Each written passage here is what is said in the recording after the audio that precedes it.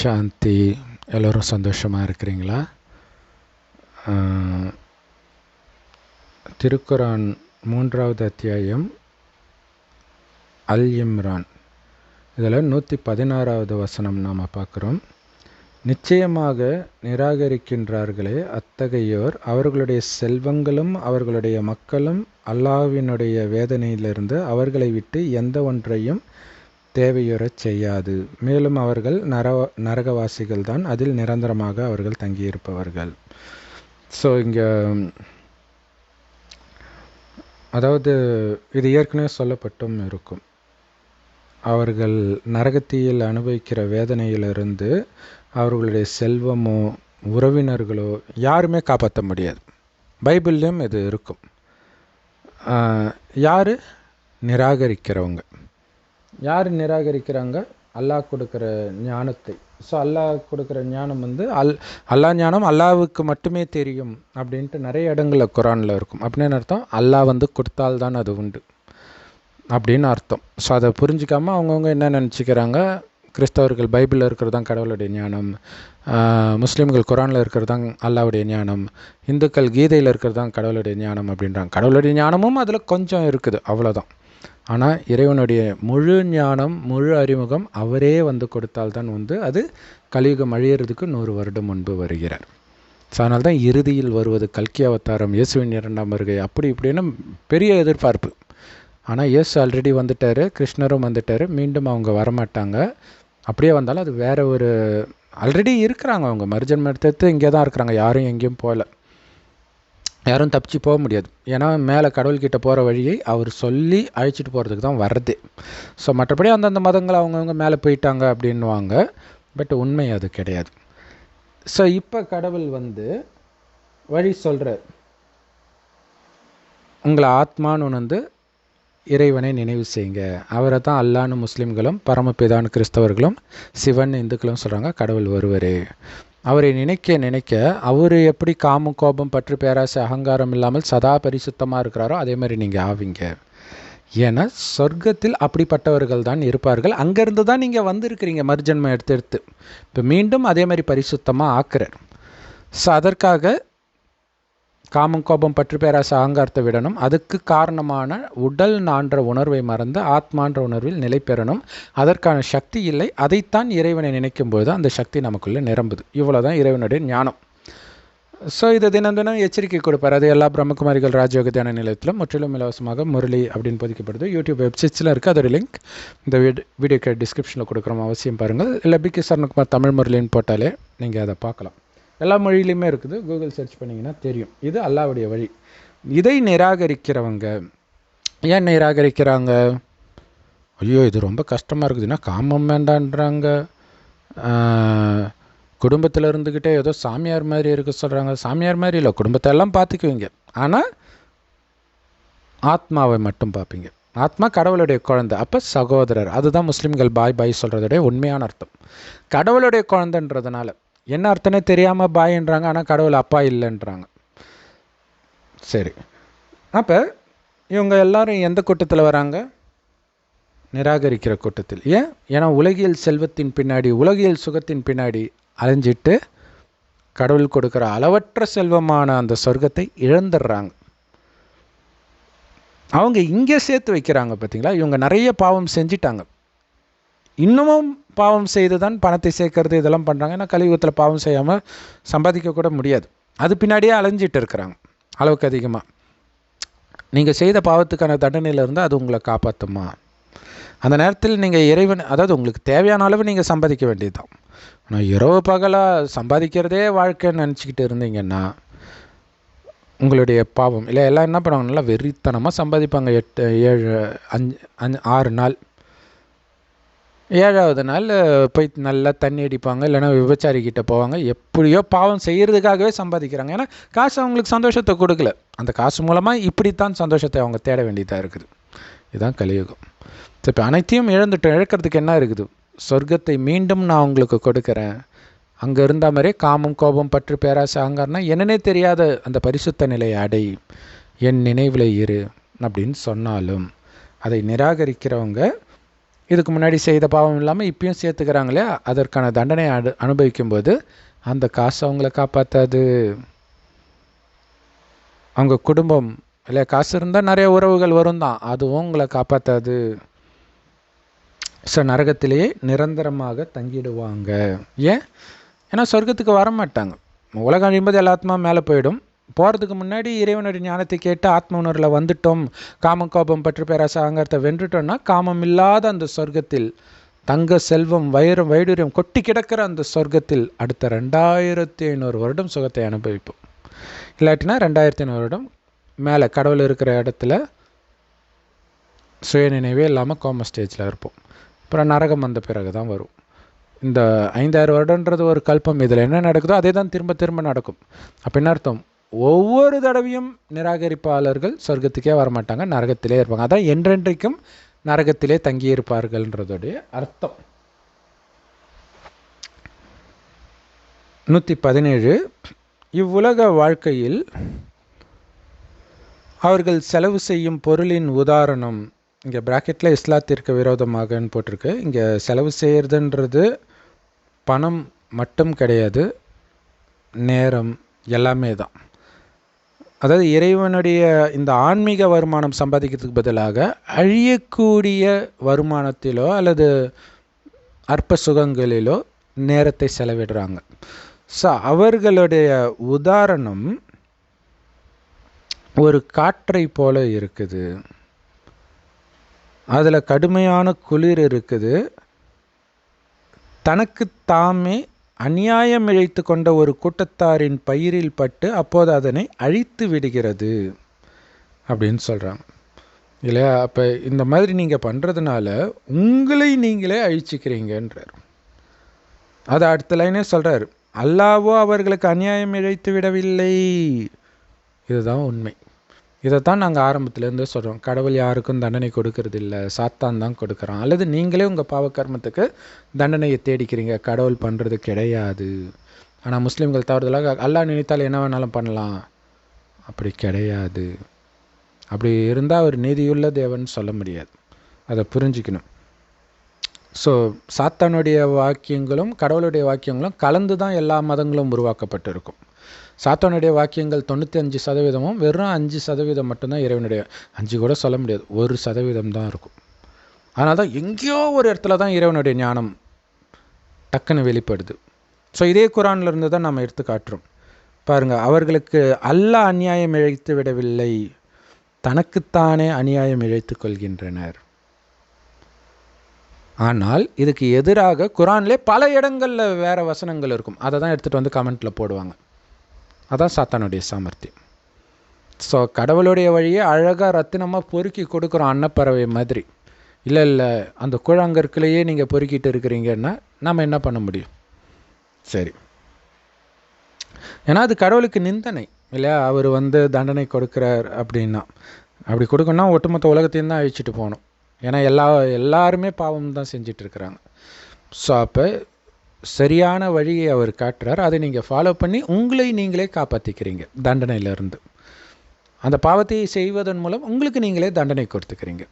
ஏன்னா பாவத்துக்கு கண்டிப்பாக தண்டனை வரும் கர்மத்தின் விதிப்படி. சரி, ஸோ 118 ரொம்ப அற்புதமான விஷயம். விசுவாசம் கொண்டவரே, உங்கள் இனத்தவர்களை அன்றி மற்றவர்களை அப்படின்ட்டு இவங்க பிராக்கெட்டில் சேர்த்துருக்குறாங்க.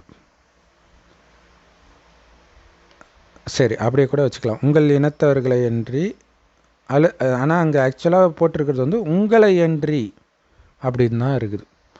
இவங்க உங்கள் இனத்தை இங்கே தான் மதத்தை பிரிக்கிறாங்க இல்லையா. மற்ற மதத்துக்காரங்கிட்டலாம் சொல்லிடாத மாட்டிக்குவே அப்படிங்கிற மாதிரி. இங்கே அப்படி கிடையாது. உன்னை தவிர யாருக்குமே அது தெரியக்கூடாதுன்னு தான் இங்கே போட்டிருக்கிறது. உங்களை அன்றி உங்களுடைய அந்தரங்க செய்திகளை அறிபவராக நீங்கள் ஆக்கிக்கொள்ளாதீர்கள். அப்படின்னா என்ன அர்த்தம்னா, உள்ளடக்கும் சக்தி அப்படின்னு பிரம்மகுமாரிகளில் கடவுள் சொல்லுவார். மைண்டுக்குள்ளே முதல்ல உள்ள யாரை பற்றியும் தவறான எண்ணமே இருக்கக்கூடாது. அப்படியே இருந்தாலும் உள்ளேயே ஆயிடுச்சுன்னா அதை வெளில சொல்லக்கூடாது. சொன்னால் நீயே மாட்டிக்குவ. உள்ளடக்கும் சக்தி கம்மியாக. இப்போ ஒருத்தவங்க நம்மளை பற்றி தப்பாகவே பேசிகிட்டு இருக்கும்போது நமக்கு என்ன திரும்ப தோணும், அவங்களுடைய வீக்னஸ் பாயிண்ட் நமக்கு தெரியும், டக்குன்னு வாயை விட்டுருவோம். ஸோ அதை தான் விடக்கூடாது. அப்படிங்கிறார். ஸோ இது இல்லாமல் உங்களை பற்றியுமே கூட நீங்கள் மற்றவர்களுக்கு அது தவறான விஷயமோ அல்லது நல்ல விஷயமோ எது சொன்னாலுமே ஆப்பு தான். கலியுகத்தில் நம்ம பார்க்குறோம்ல, பிரபலங்கள் யாரெல்லாம் தாம் தூம்ன்ட்டு ப்ராப்ளம் ஆகுறாங்களோ அவங்களுக்குலாம் பெரிய பிரச்சனையும் வருகிறது. ஏன்னா உலகம் எப்படி இருக்குது, அடுத்த லைனில் சொல்லப்பட்டிருக்குது. என்ன சொல்லப்பட்டிருக்குது? ஏனென்றால் அவர்கள் உங்களுக்கு தீங்கிழைப்பதில் சிறிதும் குறைவு செய்வதில்லை, நீங்கள் துன்புறுவதை அவர்கள் விரும்புகிறார்கள். இதுதான் கலியுகம். ஆனால் ஒரு விதத்தில் நீங்கள் தம்பட்டம் அடித்ததுக்கு இது ஒரு தண்டனையாகவும் இருக்குது. ஏன்னா தம்பட்டம் அடிக்கிறது தெய்வீக குணம் கிடையாது, அசுர குணம். நீங்கள் இந்து புராண கதையெல்லாம் பார்த்திங்கன்னா அந்த அரக்கர்கள் ஹஹான்னு சிரிப்பாங்க. ஸோ அதுதான் நம்ம தம்பட்டம் அடிக்கிறது இல்லையா, ஏதாவது ஒன்றுத்தில் சாதிச்சிட்டோம் அப்படின்னா. ஸோ அப்போ அதுக்கு அடுத்ததே ஆப்பம் வரும். அது இப்போ கலியுகத்தில் நம்ம நல்லாவே பார்க்குறோம். எப்படா உனக்கு துக்கம் கொடுக்கலான்ட்டு இருக்கிறாங்க. ஸோ அப்போ என்ன பண்ணணும்? எது நடந்தாலும் அமைதியாக இருக்கணும். அதுதான் இங்கே சொல்ல போகிற பேஸ். அவர்களுடைய வாய் சொற்களிலிருந்தே அவர்களுடைய கடுமையான வெறுப்பு திட்டமாக வெளிப்பட்டு விட்டது. நமக்கு ஆச்சரியமாக இருக்கும், இவனா நம்ம எதிர்த்து நம்மை பற்றி தப்பாக பேசுகிறான்னு ஆச்சரியமாக இருக்கும். நிறையா நடக்கும், உங்கள் வாழ்க்கையில் நடந்திருக்கலாம். பிரபலங்கள் வாழ்க்கை தான் நிறைய நியூஸில் வந்துக்கிட்டே இருக்குது. அவங்க கூட இருந்தவங்களே அவங்களுக்கு குழி வெட்டுறதெல்லாம் பார்க்குறோம்ல. உதாரணத்துக்கு இப்போ அகோரி கலையரசன், அவரை பற்றி அவங்க மனைவி தப்பாக பேசுகிறதையும் பார்க்குறோம், மனைவியை இவர் தப்பாக பேசுகிறதையும் பார்க்குறோம். ஸோ அப்போ கூட இருந்தவர்களே அந்த வீக்னஸ் எல்லாம் சொல்கிறது இல்லை. இப்போ உதாரணத்துக்கு வந்து அந்த கணவன் மனைவி ஒரு செலிப்ரிட்டியாக அவர் இருக்கிறாரு அப்படின்னும்போது அவர் நிறைய பெண்களுக்கு சொல்லி கொடுக்குறாரு. மேபி இந்த பெண்ணுக்கு என்ன பிடிக்கும் தெரியுமா அப்படி இப்படின்னு அப்போ பந்தா விட்டுப்பார். கடைசியில் என்னாச்சு, இப்போ எல்லாமே அவருக்கு எதிராக அந்த பொண்ணு சொல்லுது, அவரே சொல்லியிருக்கிறாரு இப்படியெல்லாம் சொல்கிறாங்க. ஸோ எவ்வளோ ஜாக்கிரதையாக இருக்கணும் இல்லையா? அதேமாதிரி நான் என் கணவனுக்கு உண்மையாக இருக்க போகிறேன் அப்படின்ட்டு நான் லவ் பண்ணதெல்லாம் நீங்கள் கணவன்கிட்ட சொன்னீங்கன்னா கடைசியில் ஆப்பு வந்துடும். ஸோ மொத்தத்தில் தப்பே பண்ணாதீங்க. பண்ணாலும் கடவுளை தவிர யார்கிட்டையும் சொல்லாதீங்க. கடவுள்கிட்ட சொல்லிவிட்டு மன்னிப்பு கேட்டுட்டு இனி அந்த குணமே இருக்கக்கூடாது, அப்படி இருக்கணும். சரி, ஸோ இது ரொம்ப சூப்பரான வசனம் 118. உங்களை பற்றி அவர்களுடைய நெஞ்சங்கள் மறைத்து வைத்திருப்பவையோ மிக பெரிதாகும்.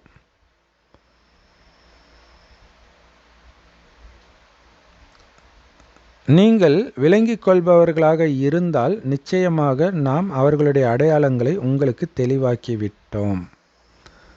ஸோ அடையாளம் என்ன? இங்கே இருக்கிற எல்லாமே அப்படித்தான். நம்ம எல்லார்கிட்டையுமே ஒரே மாதிரி நடந்துக்கணும். அதுதான் கடவுள் சொல்கிறாரு பிரம்மகுமாரிகள் மூலமாக. யாரை பற்றியும் சுபமான எண்ணம் மட்டுமே வைங்க எப்பவுமேன்றார். அப்போ உங்களுடைய எண்ணமே அப்படி இருக்கும்போது மற்றவர்கள்கிட்ட பேசும்போது கூட நீங்கள் தப்பாக பேச மாட்டீங்க. இல்லைன்னா திடீர்னு உங்களுக்கு எதிராக இப்போ உங்கள் மனைவியை உங்களை விட்டு போனாங்கன்னா டக்குன்னு அப்படியே மாற்றி பேசிடுவாங்க, முடிஞ்சு போச்சு. இல்லை, பெரும்பாலும் மனைவி கணவன்கிட்ட தான் எல்லாத்தையுமே சொல்லிகிட்டு இருப்பீங்க. அது உங்களுக்கு எதிராக மாறும், உங்களுக்கே தெரியாது. ஸோ ரொம்ப எச்சரிக்கையாக இருக்கணும். இதுக்கு உதாரணத்துக்கு வந்து ஏதோ ஒரு பிரச்சனை வந்தது. மிஸ்கின் டைரக்டருக்கும் அவருடைய ஏதோ ஒரு நண்பரை வந்து மிஸ்கின் தப்பாக பேசிகிட்டு இருந்தார். அப்போ அந்த நண்பர் வந்து சொன்னார், அந்த நேரம் வந்து கமல்ஹாசன் வந்து இவருடைய நந்தலாலா படத்தை பற்றி ரொம்ப புகழ்ந்து எல்லாத்துலேயும் நல்லா ப்ரொமோட் பண்ணுங்கள் இப்படியெல்லாம் சொல்லிவிட்டு ரொம்ப நெருக்கமாக இருக்கிற டைம். அப்போ அவர் சொல்கிறார், மிஸ்கின் கமலை பற்றி என்னென்னலாம் சொன்னார்னு சொன்னால் காது கொடுத்து தாங்க முடியாதுன்ட்டு நிறைய விஷயங்களை சொல்லவே செஞ்சார். அப்போ எப்படி இருந்திருக்கும், அவருக்கு ஷாக் ஆகிருக்கும்ல. ஸோ அப்போ ரொம்ப எச்சரிக்கையாக இருக்கணும். அதுக்காக தான் சொல்கிறது, நமக்கு ஒரு துக்கம் கொடுக்குறாங்க அப்படின்னா அமைதியாக போயிடுங்க. ஏன்னா நீங்கள் திருப்பி ஏதாவது பேசுனீங்கன்னா ரியாக்ஷனில் நம்ம மானமே போகிற மாதிரி நடக்கும். இதுதான் இங்கே அகோரி கலையரசன் அவங்க மனைவி இல்லை மாற்றி மாற்றி ஒருத்தர் டேமேஜ் பண்ணி பிறகு என்ன ஆகுது அப்படிங்கிறது நமக்கு எச்சரிக்கை. ஸோ அதுக்காக தான் ஒரு கண்ணத்தை இருந்தால் மறு கண்ணத்தை காட்டுன்றது உங்கள் சேஃப்டிக்காக. இழிச்சவாயா அப்படி நினைக்காதீங்க, அதில் தான் உங்கள் பாதுகாப்பு இருக்குது, உங்களுக்கு தெரியாது. சரி,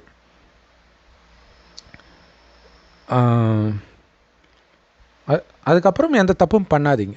அவ்வளோதான். இது ஒரு எச்சரிக்கை. இனி நான் எந்த தவறும் பண்ண மாட்டேன் அப்படிங்கிறதுல ரொம்ப கவனமாக இருக்கணும். அதுக்கு தான் கடவுள் சொல்வார், உலகமே உங்களை பார்த்துக்கிட்டு இருக்குதுன்ற நினைப்பில் தனிமையில் இருக்கும்பொழுது கூட நடந்துக்கோங்கன்றார்.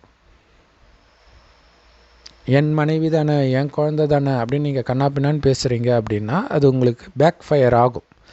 இது இல்லாமல் நாளைக்கு சொர்க்கத்துக்கு போகிறதுக்கு இது உங்களுக்கு தடையாக அமையும். இதெல்லாம் கடவுள் காட்சியாக போட்டு காட்டுவார். பார், அசுர குணத்தை வெளிப்படுத்தின, யார்கிட்ட வெளிப்படுத்தின முக்கியம் இல்லை, உன் குணமாக இல்லையா அதுதான்.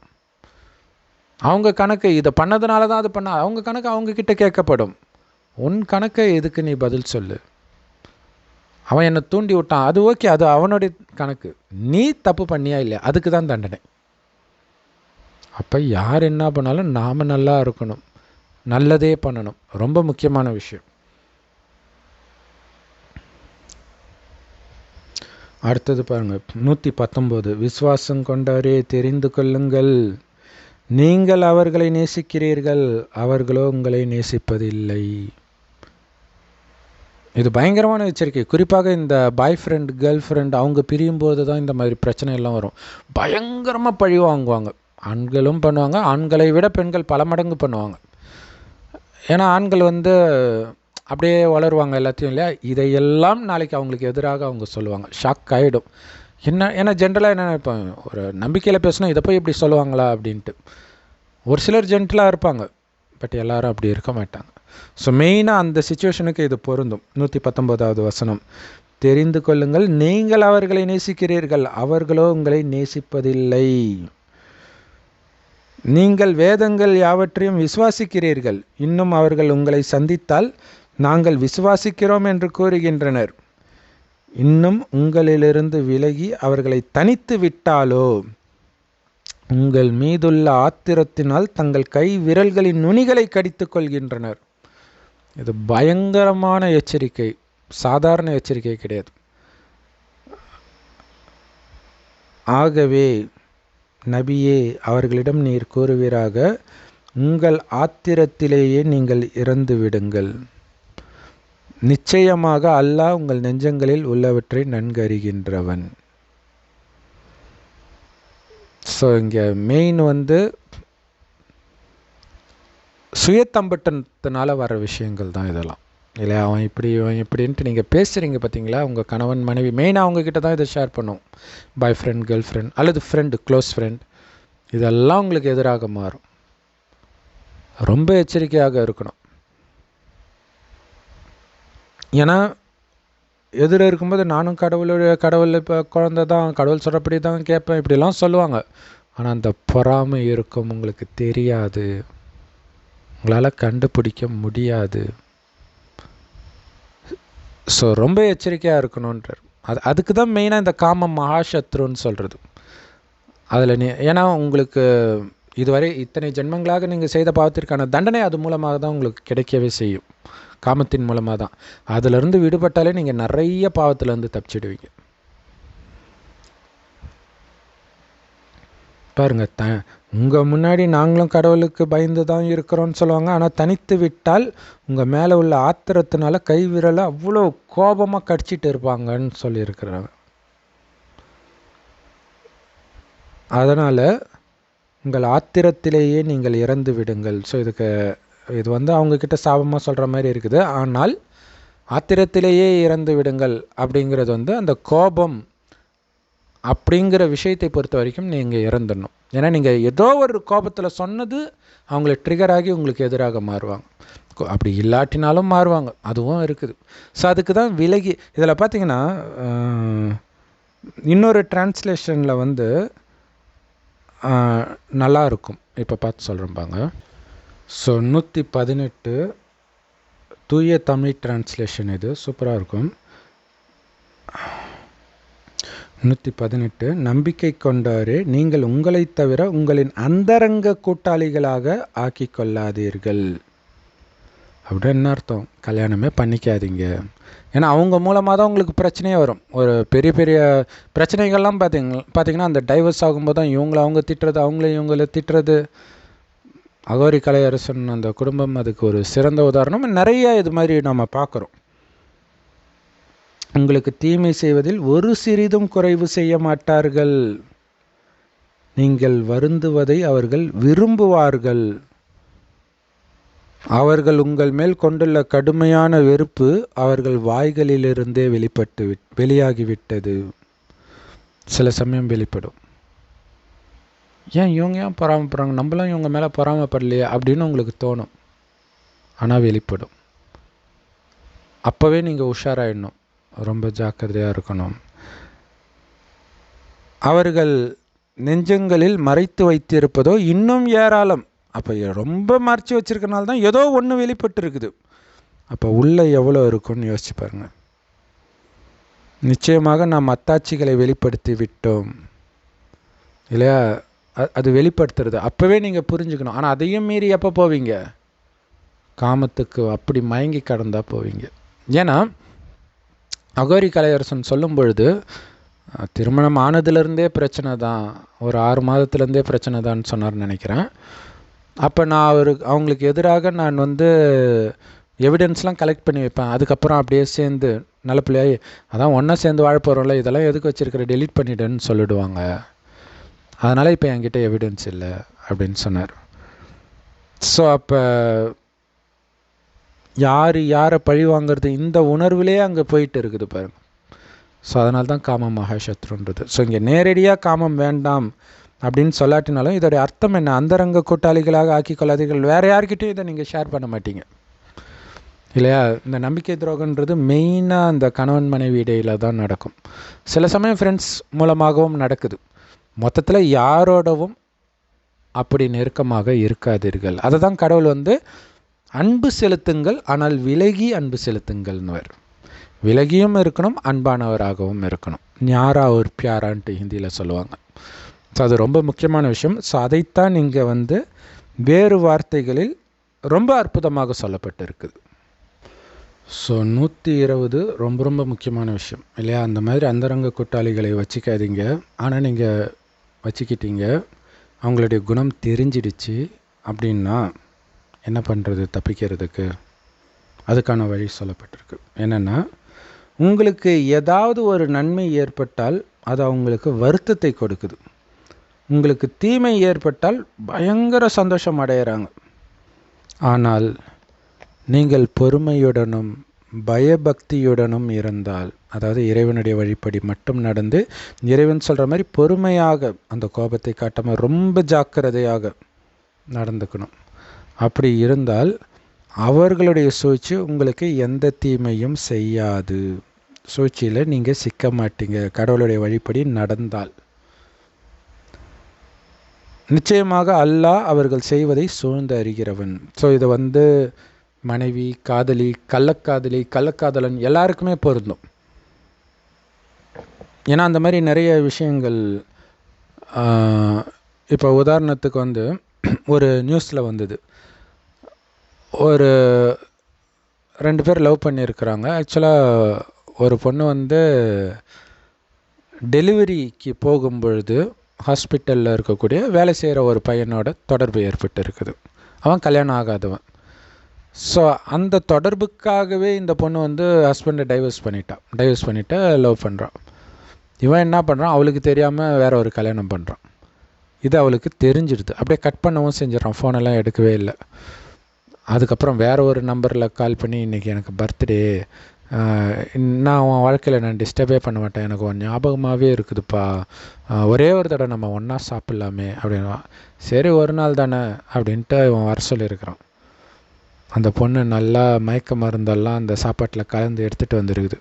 தலைவர் சாப்பிட்ருக்கிறார். சாப்பிட்டு அப்படி மயங்கி ஊழ்ந்தவுடனே அதை வச்சுருந்த கத்தியை எடுத்து சரசரன்னு 130 இடத்துல குத்திச்சான். குத்திட்டு அவன் ஏற்கனவே மயக்கத்தில் தான் இருக்கிறான். நல்லா குத்திட்டு அதுவே போலீஸ்க்கு ஃபோன் பண்ணி நான் அவனை குத்தி இருக்கிறேன்னு சொல்லியிருக்குது. ஸோ இல்லையா, ஸ்லைட்டாக இது ஏற்கனவே வெளிப்பட்டிருக்கும். வெளிப்பட்டதுனால கூட இவன் தப்பிச்சு போகணுன்னு நினச்சிருக்கலாம் இல்லையா, இந்த மாதிரி ஒரு குணம் இருக்குதுன்ட்டு. ஆனால் கடைசியில் எதுக்கு சம்மதிச்சான்? அதுதான் அங்கே பிரச்சனையே. ரொம்ப எச்சரிக்கையாக இருக்கணும். ஏன்னா அந்த காமம் அறிவு கண்ணை மறைச்சிடும். இது ரொம்ப முக்கியம். ஏன்னா அகோரி கலையரசன் விஷயத்திலேயே அவங்க அம்மா கிட்ட ஓடி போயிட்டார். ஆனால் திரும்ப வர வைக்கிறாங்க, நேக்கா பேசி ஏதோ ஒரு ஏதோ திண்டிவனத்தில் ஏதோ நிலம் வாங்கணும் அப்படி இப்படின்னு சொல்லிட்டு வந்திருக்கிறாங்க. வந்துட்டு போகிறதுக்குள்ளே மொபைல்லாம் வாங்கி வச்சுட்டாங்க. காசு கீசு எதுவும் கிடையாது. 1000 ரூபா கொடு போனோன்னு நைட்டெல்லாம் செம உதன்றாங்க. இப்போ தப்பிச்சு போனார்ல, எதுக்கு திரும்பி வந்தார்? அதுதான். இல்லை, ஏற்கனவே பயந்து தானே போயிருக்கிறார், எதுக்கு வரணும்? ஸோ அதில் தான் ரொம்ப ரொம்ப ஜாக்கிரதையாக இருக்கணும். ஏன்னா மனிதர்கள் கலியுகத்தில் எதுக்கும் அஞ்சாதவர்கள், பழிப்பாவத்துக்கு அஞ்சாதவர் சொல்கிறாங்க இல்லையா, ஸ்லைட்டாக அந்த குணம் இருந்தாலே அவங்ககிட்ட இருந்து தப்பிச்சு ஓடி போயிடணும். அதுதான் அல்லாஹ்வுடைய வழி. இதுதான் ரொம்ப முக்கியமான விஷயம். இது பைபிளில் இருக்கும். யாக்கோபு அவங்க அண்ணனுக்கு பயந்துட்டு தனியாக அவங்க மாமா வீட்டுக்கு போயிடுவான். அவங்க அம்மாவே சொல்லி அனுப்பிச்சிடுவாங்க. ஏசாயான்னு நினைக்கிறேன் அவங்க அண்ணன் பேர். பைபிள் கதைப்படி இங்கே அந்த கதை வருதான்னு தெரியாது. ஸோ அப்போ விட்டுட்டு போகிறது இது எப்படி அப்படின்னு தோணும். அதில் தான் உங்களுக்கு நன்மை இருக்குது. திரும்பி வந்தால் நீங்கள் மாட்டிக்குவீங்க. இப்போ இலங்கை பிரச்சனை அப்போ இலங்கையை விட்டுட்டு போனாங்க பார்த்தீங்களா, அவங்க தான் பாதுகாப்பாக இருந்தாங்க. அது போகிறது கஷ்டம்தான், நான் எதுக்கு போகணுன்னு தோணியிருக்கலாம், எல்லாம் இருக்குது, ரைட்டு தான். ஆனால் அங்கே போய் நிம்மதியாக வாழறாங்க. ஆனால் இங்கே இருந்தவங்களுடைய நிலைமை, அவங்க எதுவும் ஆகலைன்னா கூட ஏதோ ஆயிடுமோன்ற அந்த பயத்திலே எல்லாம் வாழ்ந்தாங்க. இதே தான் சொத்து பிரச்சனைக்கும். ஸோ அதுதான் ராமர் கிட்ட சொத்து அபகரிக்கும் போது அவர் பாட்டுக்கு அமைதியாக போயிடுறார். ஸோ அங்கே கதைப்படி ஒரு காரணத்துக்காக அனுப்புகிற மாதிரி காட்டுறாங்க. ஆனால் எந்த காரணத்துக்கெல்லாம் ஒருத்தரை வீட்டை விட்டு அனுப்புவாங்கன்னு நீங்களே புரிஞ்சுக்கலாம். அப்பாவுக்கு 2வது மனைவி இருந்து அவளுடைய மகனுக்காக அப்பாவே கூட அனுப்புவார், அல்லது அவங்க சுவிட்ச் பண்ணி அனுப்புவாங்க, நிறைய விஷயங்கள். ஸோ இது எல்லாம் கலந்து பார்க்குறது. அந்த சுச்சுவேஷனில் அந்த கதைப்படி ஒரு காரணம் தானே சொல்ல முடியும். ஆனால் பல காரணங்களை நீங்கள் எடுத்துகிட்டு வரும்போது உங்களுக்கு புரியும். சிரித்த முகத்தோடு போகிறார். அதையும் மீறி இவங்க திரும்ப வராங்க, கண்டுபிடிச்சி அந்த காட்டுக்கு வராங்க. அதுக்கப்புறம் அவங்க இடத்த கண்டுபிடிச்சிட்டாங்க, நம்ம இங்கே இருக்கிறது சேஃப்டியில் போகலாம் அப்படின்ட்டு போகிறார் வேறு இடத்துக்கு. ஸோ அங்கே கதைப்படி அவங்க எல்லாம் நல்லவர்கள், இவரை மீண்டும் வர வைக்கணும் அப்படின்னு நினைக்கிறதா சொல்லப்படுது. ஆனால் ஜென்ரலாக அப்படி ஓடி போய் உங்களை இடத்த பார்க்குறாங்கன்னா என்ன அர்த்தம்? அடுத்தது என்ன வேணாலும் பண்ணுவாங்க. ஸோ அதுக்காக தான் அங்கேருந்து போகிறார். ஸோ இதில் நிறைய செய்திகள் மறைஞ்சிருக்கும், அது அவங்களுக்கே தெரியாது. இங்கேயும் அப்படித்தான். ஸோ ஆனால் இதில் ரொம்ப முக்கியமான விஷயம் என்னென்னா, ஓகே நீங்கள் என்ன தப்பு வேணாலும் பண்ணிடுங்க, உணர்ந்துட்டிங்களா, அதிலிருந்து விலகிட்டிங்களா, விலகி ஓடுங்க இல்லையா? ஏன்னா அங்கே பாவம் செஞ்சுருக்கிறேன்னு எனக்கு தெரியும், எப்போ வேணாலும் அது வெடிக்கும், அதை தெரிஞ்சுக்கணும். ஏன்னா அந்த காமம்ன்றது சாதாரண விஷயம் இல்லை. கொலையும் செய்வாள் பத்தினின்னு சொல்லுவாங்க இல்லையா, பத்தினி மட்டும் இல்லை, கள்ளக்காதலி எல்லாருமே பண்ணுவாங்க. ஸோ இதை புரிஞ்சுக்கிட்டு அந்த மாதிரி தொடர்பே இல்லாமல் இருக்கணும். இருந்தால் கட் பண்ணிவிட்டு அந்த பக்கமே நாளை பின்னா அவங்க மூலமாக ஒரு உதவியே தேவைப்பட்டாலும் அங்கே போகாதீங்க, மாட்டிக்குவீங்க. எந்த நேரம் அந்த விஷயம் வெளியில் வரும்னே தெரியாது. ஸோ அதை புரிஞ்சுக்கணும். அதுதான் இறைவனுடைய வழி இல்லையா? பாவத்திலிருந்து விலகி ஓடுன்றார். அப்போ அவங்களுடைய சூழ்ச்சி பலிக்காது. எப்போ இறைவன் சொல்கிற மாதிரி நடந்தால், நீங்கள் அதை விட்டுட்டு சாத்தானுடைய வழிப்படி நான் போய் சண்டை போட போகிறேன், இது பண்ண போகிறேன், அப்படி இப்படின்னா மாட்டிக்குவீங்க. ஏன்னா ஒன்று, இப்போ செய்த பாவமே பயங்கரம், இதுக்கு முன்ஜென்மங்களில் என்னென்ன பண்ணீங்களோ தெரியாது, அதுக்கான பாவமெல்லாம் உங்களை துரத்தும். இறைவனுடைய வழிப்படியே நடக்கும்போது தப்பிச்சிடுவீங்க. அதுதான் அல்லாவின் வழிப்படி யுத்தம் செய்கிறது. சண்டை போடுறதுன்னு அர்த்தம் கிடையாது. நமக்குள்ளே அந்த காமம், கோபம், பற்று, பேராசை, அகங்காரத்தினால உந்தப்பட்டு காரியம் செய்வீங்க பார்த்தீங்களா, அந்த உந்துதலை அழிக்கிறது. காமம், கோபம், பற்று, பேராசை, அகங்காரத்தை இருக்கிற இடம் தெரியாமல் அழிக்கிறது அல்லாஹ் ஒருவரின் நினைவில் இருந்து. அல்லாஹ் செம்பு நிறமான ஒளி உலகத்தில் நட்சத்திரம் மாதிரி இருக்கார். செவ்வானத்தில் நட்சத்திரம் மாதிரி அவரை நினைக்கிறேன். நானும் அழியக்கூடிய உடம்பு கிடையாது, ஆத்மா. அந்த உணர்வில் அவரை நினைவு பண்ணிக்கிட்டே இருந்தீர்கள் என்றால் உங்களுக்கு ஒன்றும் ஆகாது. ஆனால் அவருடைய வழிப்படி நடக்கணும். அவருடைய வழியே அமைதிக்காக எதையும் இழக்கிறது, அதுதான் அமைதி மார்க்கன்றது. ஆனால் அமைதி இழந்து நீங்கள் எதை அடைய நினைத்தாலும் உங்களை மாதிரி முட்டாள் எதுவுமே யாருமே கிடையாது. அமைதியே போன அப்புறம் எதை வச்சுக்கிட்டு என்ன பண்ண போகிறீங்க? அதுவே உங்களுடைய உயிரை பறிச்சிடும். ஓம் சாந்தி. ரொம்ப பவர்ஃபுல்லான வசனங்கள். ஓம் சாந்தி. தேங்க்ஸ் ஃபார் வாட்சிங்.